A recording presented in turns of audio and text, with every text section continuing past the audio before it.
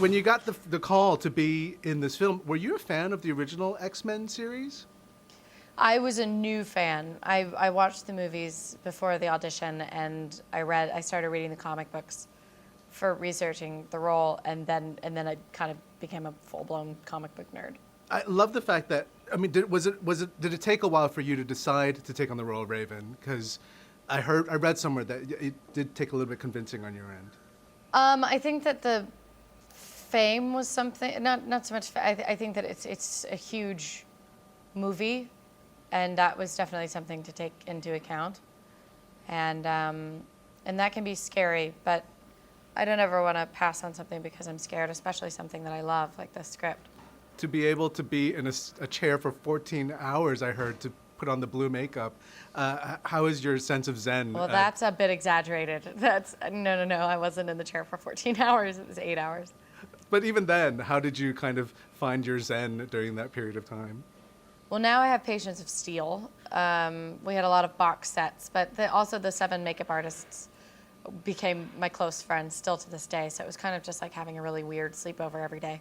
There's something really awesome about the way Matthew Vaughn directs a film. I mean, I've read that he's quite his films are so muscular and masculine and stuff. So how did you kind of fit into the way he directs a film? And did you have a lot of conversation with him to kind of make sure that your Raven was the right one for him and even for you?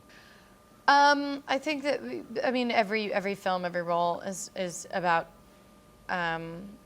compromise and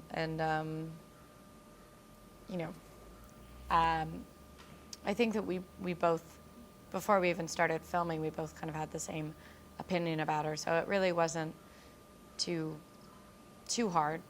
We both were kind of on the same page. You have a really nice scene. You have a couple of nice scenes with Nicholas. And so what was it like to shoot with him, and what kind of an actor is he on the set? It was great. Working with everybody was fantastic. We were all really good friends. Nick is a very generous actor, a very good actor, and he kind of makes you better. The only problem is he's got these piercing blue eyes, and it'll kind of, I've never fumbled with, I'm very good about not fumbling with lines, and I messed up almost every take because he just kind of has this stare where he looks like he's staring right through you. And that was my only complaint about working with Nicholas, but he's fantastic. Did Michael Fassbender give you his kind of stare also? Did you kind of get mesmerized by his piercing eyes at any point? Because he's got some intense eyes. You mean like, did I get woozy? I would, but I'm just... No, all of yeah, I know. Yeah, I know. Gosh, that set was filled with just hot guys, wasn't it? No, Fassbender's been like one of the most talented actors. He's along with Nick, so I don't really know who was more intimidating. I'm going to nerd out just a second. I see that you're in Katniss hairdo, and so I know you can't really talk about the Hunger Games, but I'm just nerding out. So I'm watching you and I'm trying to. How has it been so far? And do you feel like, I don't know. I'm very excited. And you were earlier talking about this issue of fame, and by taking on something like X-Men and then also the Hunger Games, that's going to lead into another world for you. And so, how are you preparing for that, like kind of mentally, and kind of making sure that you're still being the actress that you are?